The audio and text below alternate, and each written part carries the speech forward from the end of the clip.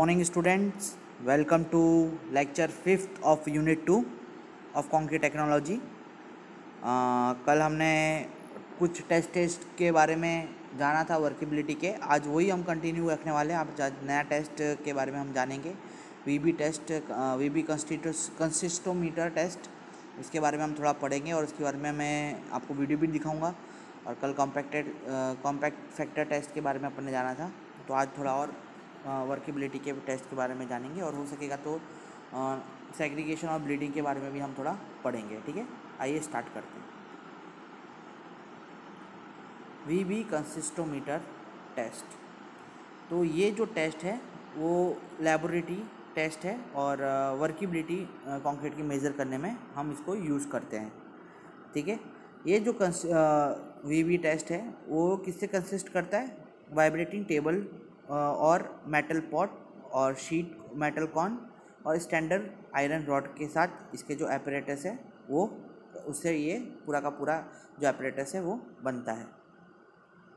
The time required for the shape of concrete to be change from slump cone shape to cylindrical shape in second is known as VB degree. जो time लगेगा cone के अंदर जो concrete है उसको cylindrical shape में आने में कंक्रीट को, वो मैं पूरा अच्छी तरीके से आपको एक्सप्लेन करता हूँ, आगे वीडियोस में भी दिखाऊंगा तो आपको पता चल जाएगा। वो कोन से एक सिलेंड्रिकल कंक्रीट का शेप आने में जो टाइम लगता है वो जो सेकेंड है उसको हम क्या बोलते हैं?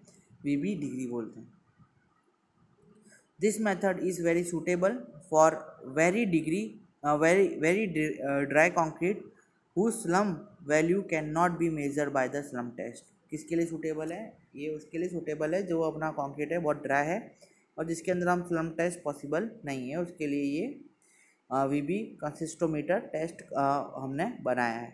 ठीक है, but the vibration is too vigorous for concrete with the slump greater than about 50 mm। ठीक है, जो वाइब्रेशन रहेगा वो जो हमारा बहुत ज़्यादा रहेगा कंक्रीट के लिए विथ स्लम, मतलब जो स्लम ग्रेटर देन 50 mm आ रहा है ना, उसके लिए ये टेस्ट हम पॉसिबल रहेगा। ठीक है, अब मैं जैसे तब आपको बता रहा था कि देखो इस तरीके का कोन रहता है। ठीक है, और ये कोन से हम कंक्रीट भरते हैं।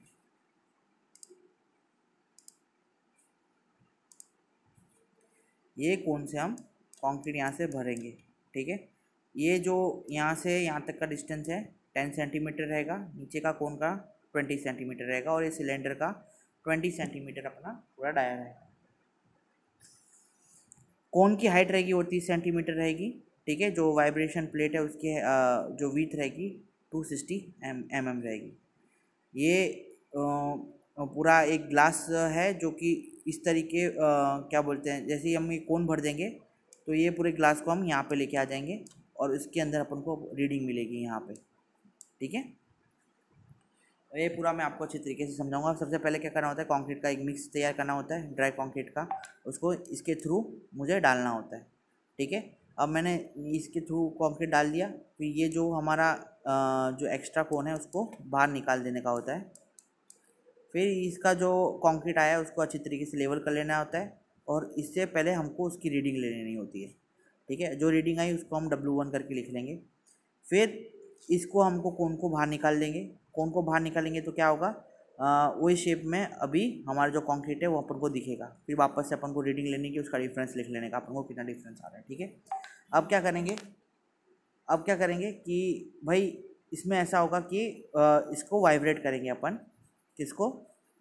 ये जो टेबल है उसको हम अच्छी तरीके से वाइब्रेट करेंगे तो ये जो कंक्रीट इस शेप में होगा वो कौन से शेप में आ जाएगा? सिलेंड्रिकल शेप में आ जाएगा। ठीक है, सिलेंड्रिकल शेप में आ जाएगा तो अपन को जो उसका जितना टाइम लगा है, सेकेंड रखा है ये वाले शेप से सिलेंड्रिकल शेप में आने में, वो अपना वीबी डिग्री हो जाएगा और उससे अपन को पता चलेगा कि अपना किस तरीके से क्या है अपना जो वर्केबिलिटी उसकी आई है। ठीक है, और इसके बारे में जानने के लिए मैं आपको एक वीडियो दिखा रहा हूँ, वो वीडियो देखिए, आपको और भी क्लियरिटी आएगी कि भाई किस तरीके से ये टेस्ट है जो परफॉर्म किया जाता है।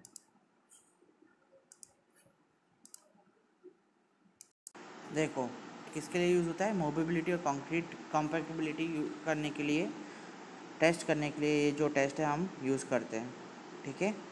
इलास्टिक सपोर्ट के अंदर जो वाइब्रेटर टेबल है वो सपोर्ट रहता है, जैसे कि मैंने बताया ये स्टील मेटल ये यूज़ है और ये ग्लास डिस्क है। ये जो मीटर है, एक मिनट, ये जो भी टेस्ट है वो सब अपने यहाँ पे IS कोड 19199 और 1959 के हिसाब से हमने करा हुआ है, ठीक है। अब इसकी जो डायमेंशन है इसका डायग्राम मैं आपको आगे दिखा दूंगा नॉर्मल उसके अंदर, वो मैंने उसके अंदर भी आपको बता दी भाई। ऊपर वाला 10 सेंटीमीटर का होता है, नीचे 20 सेंटीमीटर का पूरा सिलेंडर होता है। देखो अभी ये लोग क्या कर रहे हैं, कंक्रीट 4 लेयर के अंदर बढ़ रहा है, ठीक है। और अब इसको कितने बार 25 टाइम उसको टैम्प कर रहे हैं, ठीक है। 4 लेयर में अपन को कंक्रीट बनना है, उसको 25 टाइम टैम्प करना है ना। और फिर उसको ऊपर कौन हटा दिया, अब एक ग्लास का वो पूरा का पूरा रख दिया, जब मैं आपको बोला घुमा के उसको रख देंगे। अब इसकी रीडिंग यहाँ से ले लेंगे, देखो यहाँ से देख रहे हैं, यहाँ से आपको रीडिंग मिल जाएगी। अब क्या करा, वर्टिकली उसको सिलेंड्रिकल कोन को हटा दिया, ठीक है। वापस से इसकी रीडिंग लेंगे हम, देखा वापस से रीडिंग ले ली। अब इसको क्या करने का, वाइब्रेटर से हिलाने का। ये कोलैप्स हो गया, कंक्रीट कोलैप्स हो गया, सिलेंडर के अंदर आ गया।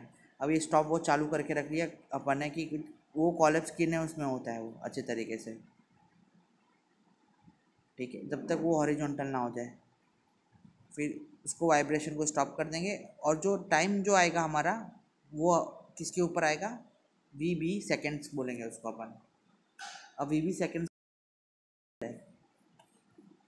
अब क्या है, जो इनिशियल रीडिंग है वो हमारी ग्रेजुएटली आई है। अब यहाँ पे देखो इनिशियल रीडिंग जो आएगी उसको अपन को A लेने का, फाइनल रीडिंग जो आई वो अपन को B लेने की, ठीक है। इनिशियल रीडिंग जो अपन ने जो कोलैप्स होने से पहले ली थी, ठीक है, वो A - B करेंगे, वो mm में आएगा। और जो कंसिस्टेंसी है वो कैसे पता चलेगी, जो VB सेकेंड्स हमारे हैं ना वो हमारी कंसिस्टेंसी। ये देखो यहाँ पे टेबल दिया हुआ है कि एक्सट्रीमली ड्राई है तो यानी 30 to 18 सेकेंड में वो पूरा का पूरा कोलैप्स हो जाएगा।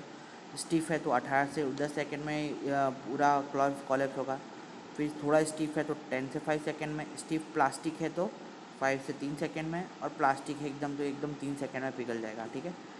तो ये पूरा का पूरा जो टेस्ट है VB टेस्ट का, इसके अंदर आपको जो ये टेबल से जज करने का है, तो इससे आपको वर्केबिलिटी डिस्क्रिप्शन पता चल जाएगा कि भाई इतने सेकंड में अगर वो गिर रहा है, कोलैप्स हो रहा है, हमारा सिलेंड्रिकल शेप में आ रहा है, तो क्या क्या इसकी जो प्रॉपर्टी है वो कौन सी प्रॉपर्टी का वो हमारा कंक्रीट है, ठीक है। और अपन माइनस करेंगे उसमें से तो अपन को मोबिलिटी मिल जाएगी, ठीक है। सेकंड से अपन को वर्केबिलिटी मिलेगी और उससे हमको डिफरेंस से अपन को डिफरेंस ऑफ कंक्रीट और उससे अपन को क्या मिलेगा, हाइट्स का मोबिलिटी मिलेगी, ठीक है।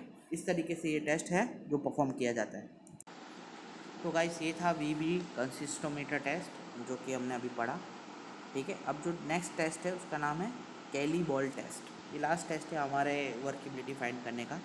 ज़्यादातर ये जो टेस्ट है यहाँ पे यूज़ नहीं होता है, बाहर के देशों में ये यूज़ होता है, कि इसकी वजह उसके लिए हमको थोड़ा जो टेबल रहता है बड़ा, उसका जो थिकनेस रहता है वो थोड़ा बड़ा चाहिए होता है, और उसकी वजह से हमारा जो ये टेस्ट है इंडिया में पॉसिबल नहीं होता है। तो कैली बॉल टेस्ट ज़्यादातर इंडिया में हम नहीं करते, पर ये स्लम टेस्ट से बहुत प्रिसाइज रहता है और अच्छा रहता है, ठीक है।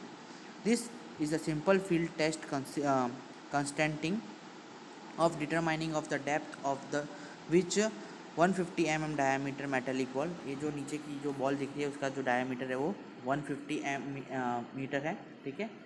Metal hemisphere waiting of 13.6 kg, मतलब इसका जो वेट है वो 13.6 kg का है। Will be sink under the weight of the fresh concrete. Sketch इस एपरेटस डिवाइस, मतलब ये JW केली बॉल्स ने ये जो एपरेटस है इसका स्केच बनाया था। The test is essential and American one covered by the ASTM, मतलब अमेरिका स्टैंडर्ड टेस्टिंग मशीन के द्वारा ये जो रेयरली यूज होता है इंडिया में, जैसे कि मैंने आपको बताया। ये जो टेस्ट के एडवांटेज हैं ये मतलब जो स्लम टेस्ट है उससे अच्छा होता है, ये भी मैंने आपको पहले बता चुका हूँ। The advantage of Kelly ball is over slump test is that it can be perform on the concrete place in the form, ठीक है. It can be performed quickly with the great precision than the slump test. The disadvantage of this is required a large sample of concrete and it cannot be performed on the concrete place in the thin shield.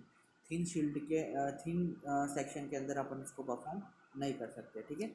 In order to avoid the effect of boundary, the depth of concrete being tested should be not less than 200 mm and at least lateral diameter is 460 mm, ठीक है. Lateral जो diameter है, मतलब जो lateral diameter उसका 460 mm होना चाहिए, जो पूरा उसके अंदर मशीन समा जाए. और जो थिकनेस है हमारे वो कंटेनर की वो 200 mm से ज़्यादा होनी चाहिए, तो ये टेस्ट है वो परफॉर्म कर सकते हैं.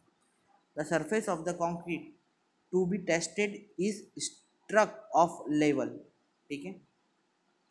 जो हमारी कंक्रीट की सरफेस है उसके ऊपर हम ये जो कैली बॉल टेस्ट है उसको स्टक करेंगे, उसको रखेंगे. The Kelly ball is lower gradually on the surface on the concrete.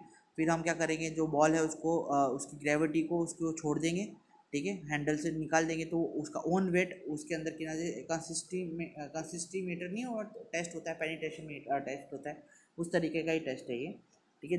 पर उसके अंदर जो नीडल होती है, इसके अंदर बॉल होती है, ठीक है. The depth of the penetration is reading after 15 second on the steam, और 15 सेकेंड के बाद हम उसकी रीडिंग ले लेंगे. There is no simple correlation between penetration and the slump. कोई कोरिलेशन नहीं है पेनिट्रेशन और स्लम का. On site when the particular mix is used correlation can be found as shown in the figure. Segregation, sorry अभी segregation है. मैं इसके आपको कैली बॉल टेस्ट की एक मस्त वीडियो दिखा देता हूँ, आप वो वीडियो देखिए और वो आपको पता चल जाएगा किस तरीके से जो ये टेस्ट है उसको परफॉर्म किया जाता है. देखो, वर्केबिलिटी ऑफ कंक्रीट फाइंड करने के लिए ये जो टेस्ट है वो यूज़ किया जाता है, ठीक है. 15 सेंटीमीटर का डायामीटर का अपना, ठीक है, सबका अलग अलग रहता है. ग्रेजुअली इससे कनेक्ट होता है, स्टीम हैंडल से कनेक्ट होता है, ठीक है. ये एक फ्रेम बनी हुई होती है जिसके अंदर ये जो बॉल है उसको सेट करके रखा हुआ होता है हमने. इस तरीके का जो कंटेनर लेने का, जिसका मिनिमम डेप्थ कितना रहना चाहिए, 20 सेंटीमीटर. उसके अंदर 200 mm लिखा था, यहाँ पे 20, मतलब बात एक ही होती है. तो ये जो 23 सेंटीमीटर 23 सेंटीमीटर का दोनों अपना जो की बॉल टेस्ट है रखे एपरेटस, तो अपने आजू बाजू 23 सेंटीमीटर की जगह हो जाए, उस तरीके से उसको रखना चाहिए, ठीक है. अब कंक्रीट के अंदर रखो, ठीक है, और उसको हैंडल को होल्ड करके रखना है तब तक जब आप इसको रखोगे, ठीक है. फिर जैसे ही ये अच्छी तरीके से सेट हो गया, इसको रिलीज़ कर दो. अब क्या होगा, ये जो बॉल है वो नीचे कंक्रीट के अंदर पेनिट्रेट करेगी और यहाँ पे स्टेम में अपन को मेज़र कर लेने का 6 मिलीमीटर तक अपन को उसकी जो है रीडिंग आनी चाहिए. उस तरीके से ही हमें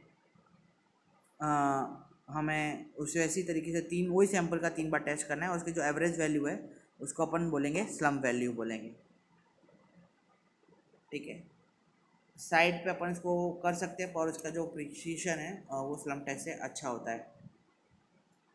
इसका बस डिसएडवांटेज यही है कि इसका जो लार्ज सैंपल, मतलब ऐसा थिन सेंटर पे अपन इसको यूज़ नहीं कर सकते.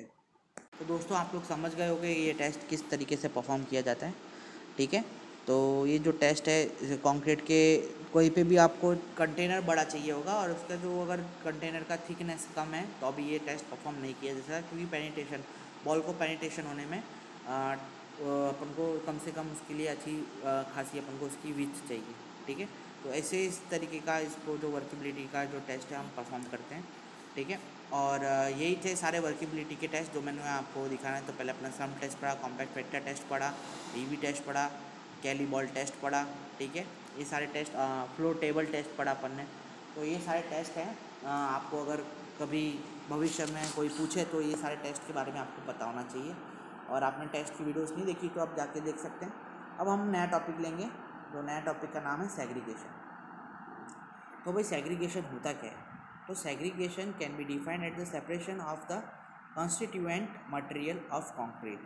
ठीक है, क्या होता है कॉन्स्टिट्यूएंट मटेरियल, मतलब जो हमारा इंग्रेडिएंट है उसका जो इंग्रेडिएंट के अंदर सारे इंग्रेडिएंट एक दूसरे से अलग हो जाए या नीचे बैठ जाए तो हम उसको बोल सकते हैं सेग्रीगेशन। ठीक है, अब सेग्रीगेशन भैया होते हैं 3 टाइप के। ठीक है, इसके अंदर मैंने नहीं लिखा है, और सेग्रीगेशन होते हैं 3 टाइप के, जिसके अंदर जो कोर एग्रीगेट है वो सेपरेट हो जाता है मिक्स से, और वो ज़्यादातर ड्राई मिक्स के अंदर होता है। ठीक है, फिर वेट मिक्स के अंदर क्या प्रॉब्लम होता है कि जो पेस्ट होता है वो अलग हो जाता है हमारे कंक्रीट के इंग्रेडिएंट से। ठीक है, सबसे पहले जो ड्राइड मिक्स के अंदर क्या होगा, जो एग्रीगेट होगा वो हमारा अलग हो जाएगा, और जो हमारे जो नॉर्मल पेस्ट है, जो वेट पेस्ट है, उसके अंदर हमारा पेस्ट अलग हो जाएगा। तो और जो तीसरे के अंदर क्या होता है, जो वाटर कंटेंट होता है उसको वो सेपरेट हो जाता है। ठीक है, जो मिक्स का वो वाटर कंटेंट है उसको हम ब्लीडिंग के नाम से भी जानते हैं, वो उसका टॉपिक भी हम अलग आगे कवर करेंगे। ठीक है, अब a good concrete is one in which all the ingredients are properly distributed to make a homogeneous mix। एक अच्छा कंक्रीट क्या होता है, जो उसको हम प्रॉपरली अच्छी तरीके से मिक्स करके जो हमारा कंटेन है उसको अच्छी तरीके से कंटेनर को जो हमारे जो ग्रेड का हम कंक्रीट बना रहे हैं उस ग्रेड के हिसाब से हमारे को जो सीमेंट है, सैंड है, उसका जो कंटेंट्स है उसको अच्छी प्रॉपरली लेना और उसको अच्छी तरीके से मिक्स करना एक ये गुड कंक्रीट की निशानी है। ठीक है, there are considerable difference in the size and specific gravity of constituent ingredient of concrete. ठीक है, सारे इंग्रेडिएंट की अपनी अपनी एक स्पेसिफिक ग्रेविटी होती है। जैसे सीमेंट की आप अगर स्पेसिफिक ग्रेविटी देखी जाए तो 3.15 होती है, कोर्स एग्रीगेट की 2.68 होती है, फाइन एग्रीगेट की 2.65 होती है, और वाटर की 1 होती है स्पेसिफिक ग्रेविटी, अगर आपको पता हो तो ये सबकी जो स्पेसिफिक ग्रेविटी है उसके हिसाब से हम उसको भी मध्य नजर रखना पड़ता है जब हम मिक्स कर रहे होते हैं।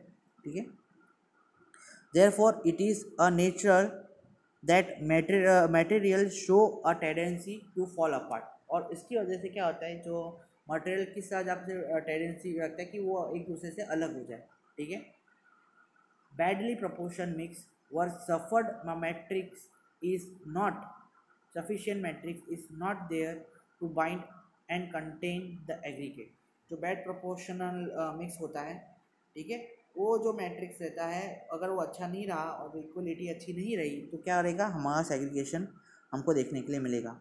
Insufficient mix concrete with excessive water content, अगर बहुत ज़्यादा वाटर कंटेंट है तो अभी हमको सेग्रीगेशन देखने के लिए मिलेगा। Dropping of concrete from height as in the case of placing concrete in column and concrete. कभी कभी क्या होता है कि हमको सेकेंड फ्लोर पे कॉलम बनना है, कॉलम बनना है हमको, तो हमको पहले कॉलम के ऊपर चढ़ना पड़ेगा, फॉर्म वर्क के ऊपर से हमको कंक्रीट नीचे डालना पड़ेगा। तो कभी कभी क्या होता है कि अच्छी तरीके से मिक्स नहीं किया होता है, तो क्या होगा कि हम जैसे उसको थ्रो करेंगे तो जो भारी भारी चीज़ें वो नीचे आएगी। एक स्पेसिफिक ग्रेविटी अगर एग्रीगेट की ज़्यादा होगी, किससे आप देखोगे वाटर से तो ज़्यादा ही मिलेगी आपको, फाइन एग्रीगेट की भी ज़्यादा है, मैंने आपको बताया सीमेंट की भी ज़्यादा है, तो ये क्या होगा, भारी भारी चीज़ जो पहले नीचे आ जाएगी और जो ऊपर ऊपर जो हल्की हल्की चीज़ है वो ऊपर रह जाएगी। ठीक है, अगर मिक्स अच्छी तरीके से नहीं किया तो, और उसकी वजह से क्या होगा कि सेग्रीगेशन आपको देखने के लिए मिलेगा। ठीक है, कि नीचे नीचे जो हैवी पार्टिकल्स है वो नीचे नीचे रह गए और जो पेस्ट है वो ऊपर ऊपर आ गया। जैसे कि आप यहाँ पे देख सकते हैं कि क्या हो रहा है, यहाँ पे यहाँ पे आप नीचे देख सकते हैं कि भाई ये ऊपर से थ्रो करा होगा तो सारे के सारे एग्रीगेट्स हैं वो नीचे बैठ गए और जो ऊपर का पेस्ट है वो ऊपर रह गया, और ये हमारा क्या हो गया, सेग्रीगेशन हो गया।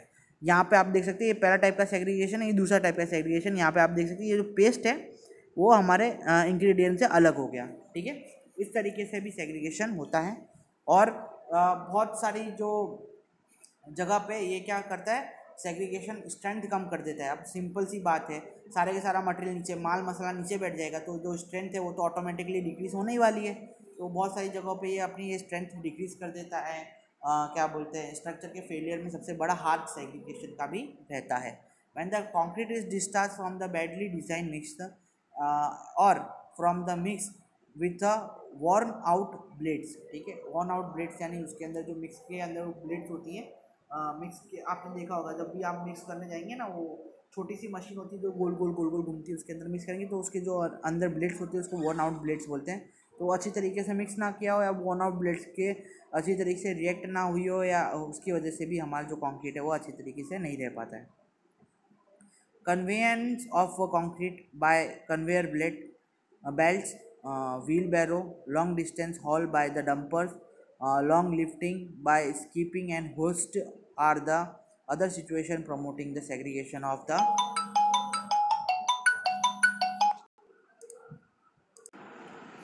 Sorry for disturbance. इसकी वजह से भी आपका जो सेग्रीगेशन है वो प्रॉब्लम करता है। ठीक है, तो ये था सेग्रीगेशन के बारे में। नेक्स्ट टाइम मैं आपको ब्लीडिंग के बारे में बताऊंगा, ठीक है, कि ब्लीडिंग क्या होता है, और ब्लीडिंग के बाद हम बहुत सारे और टॉपिक्स पे भी चर्चा करेंगे। हनीकॉम्ब स्ट्रक्चर क्या होता है और एड मिक्सचर्स कौन कौन से यूज़ करते हैं वर्केबिलिटी को इम्प्रूव करने के लिए। तब तक के लिए ये वीडियो आप देखते रहिए और सीखते रहिए। और मेरे को भी थोड़ा टाइम नहीं मिला, तो मैं एक काम करूँगा, आपको एक साथ ही सबका असाइनमेंट दे दूँगा, जिससे आपको भी थोड़ा लोड कम रहेगा और क्वेश्चन उसके अंदर कम ही रखूँगा। जैसे पाँच लेक्चर्स के असाइनमेंट नहीं दिए ना मैंने, तो 5 क्वेश्चन ही रखूँगा मैं, तो उसकी चिंता मत करिएगा आप। पर आप वीडियोस रेगुलर देखते रहिए, जिससे क्या आपको पता चलता रहे कि ये बहुत अच्छा सब्जेक्ट है, आगे आगे तक काम आने वाला है आपको। और ये सब तो फील्ड टेस्ट है, तो आपको अच्छा रहेगा। आप परफॉर्म नहीं कर पा रहे तो कम से कम देख के तो सीखिए। ठीक है, चलिए, शुक्रिया, थैंक यू सो मच।